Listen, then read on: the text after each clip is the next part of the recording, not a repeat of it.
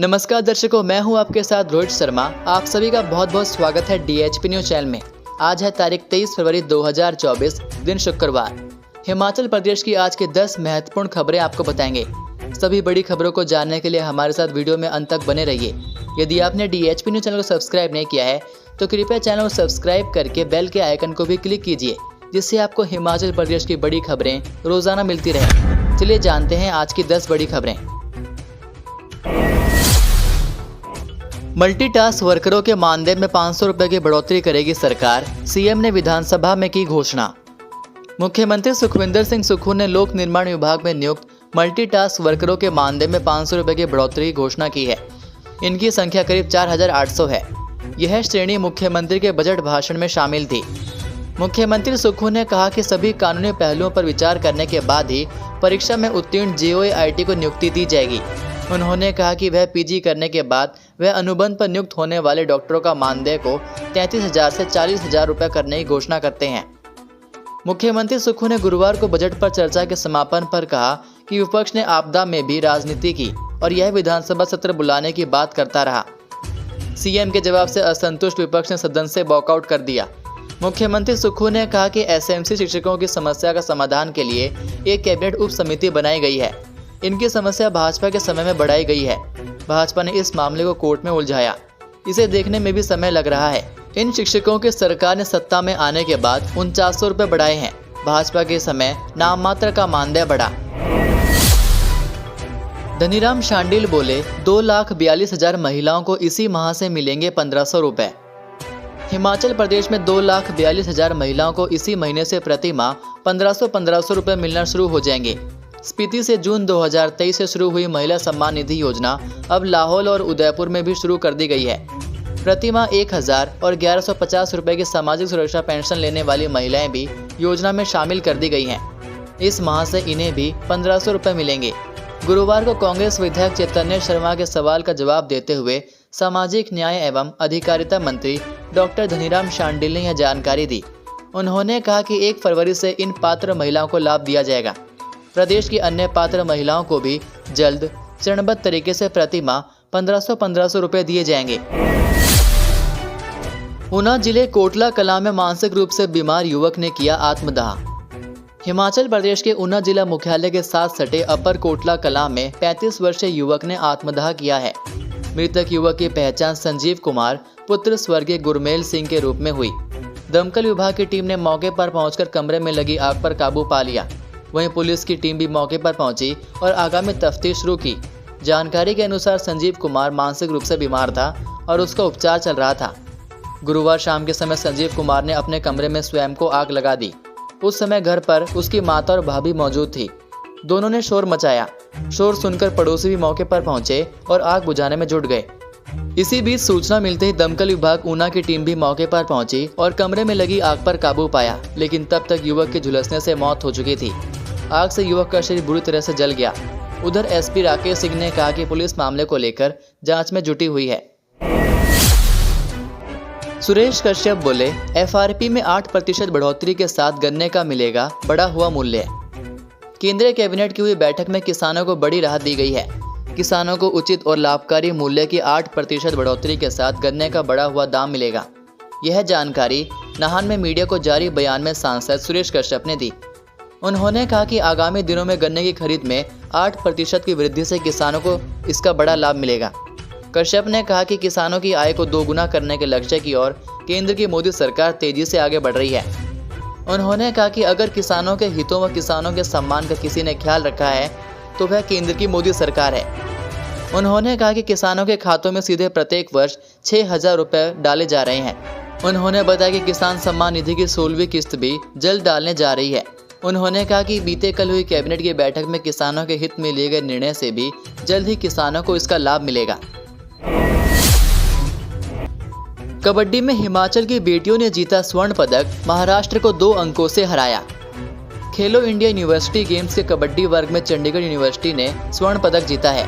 University की ओर से खेलने वाली सभी खिलाड़ी हिमाचल की रहीं। सभी खिलाड़ी नालागढ़ के राजपुरा स्थित खेलो इंडिया सेंटर में प्रशिक्षण ले रही हैं। चंडीगढ़ यूनिवर्सिटी ने इस मुकाबले को 33-31 से जीता। साक्षी शर्मा को मैच का सर्वश्रेष्ठ खिलाड़ी चुना गया। असम के गुवाहाटी में हुई खेलो इंडिया कबड्डी प्रतियोगिता का फाइनल मैच चंडीगढ़ यूनिवर्सिटी और महाराष्ट्र के भारतीय विद्यापीठ के बीच हुआ। रोमांचक मुकाबले में दोनों टीमों ने बेहतर खेल का प्रदर्शन किया। अंतिम रेड तक मुकाबला किसी के पक्ष में जा सकता था, लेकिन चंडीगढ़ विश्वविद्यालय की कप्तान साक्षी शर्मा ने अंतिम रेड में अंक लेकर टीम को विजेता बनाया। सिरमौर के शिलाई के रहने वाली साक्षी शर्मा के नेतृत्व में अंकिता चंदेल, तन्वी लुक्टा, शानवी, कृतिका, प्रिया, लूना, शिवानी ठाकुर, रिद्धम, शगुन नायक, महक चंदेल और अनिशा टीम में शामिल रही। ये सभी खिलाड़ी नालागढ़ के राजपुरा स्थित खेलो इंडिया कैंप में प्रशिक्षण ले रही हैं। मांगों को लेकर चौड़ा मैदान में जल रक्षक महासंघ और देवभूमि स्वर्ण संगठन ने किया प्रदर्शन। देवभूमि स्वर्ण संगठन और कर्मचारी जल रक्षक संघ ने गुरुवार को विधानसभा के पास मांगों को लेकर हुंकार भरी। संगठनों के पदाधिकारी, कार्यकर्ता एवं जल रक्षक चौड़ा मैदान स्थित अंबेडकर चौक में एकत्रित हुए। इस दौरान संगठनों ने मांगों को लेकर रणसिंघा, तालियां और सीटियां बजाकर विरोध प्रदर्शन किया। देशभक्ति गीत गाकर सामान्य आयोग के गठन की मांग की।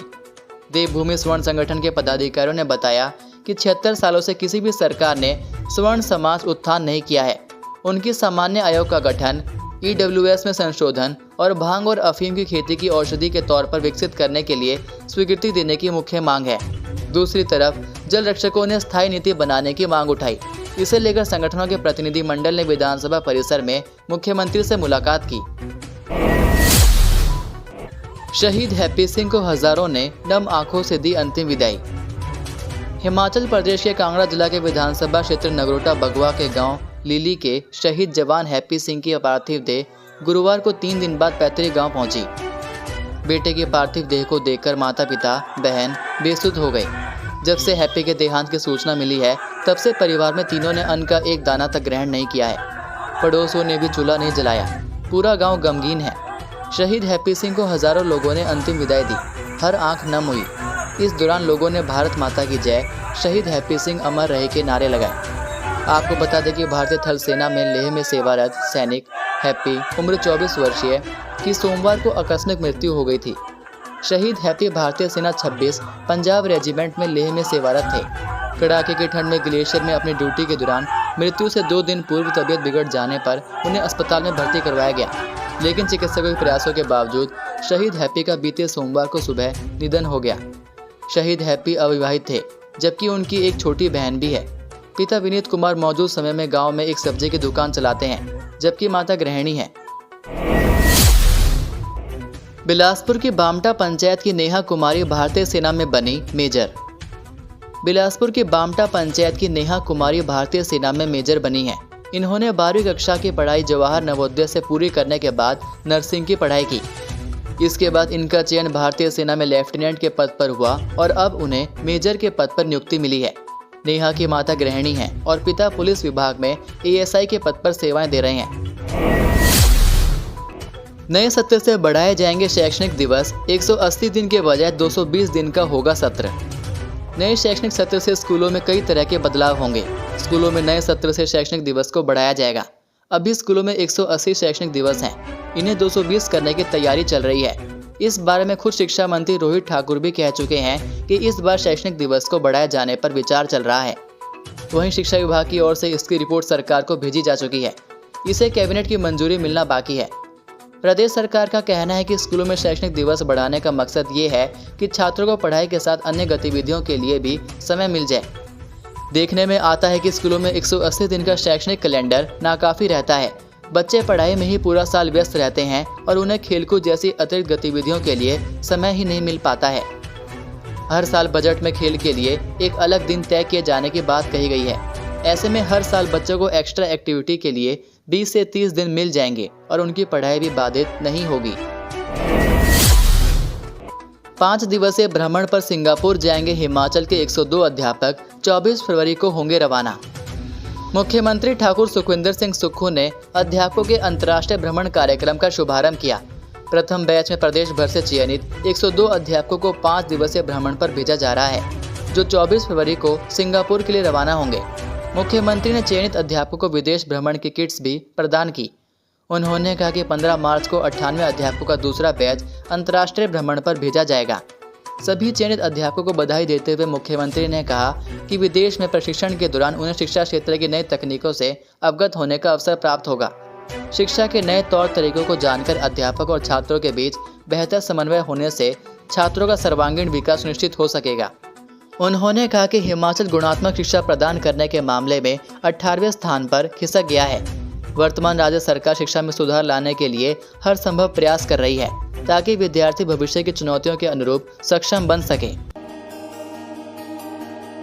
आज का सुविचार, आप जिस भी स्थिति में हैं, आप वहीं से लक्ष्य प्राप्त करने की कोशिश कीजिए, बजाय किसी के आगे हाथ फैलाने के।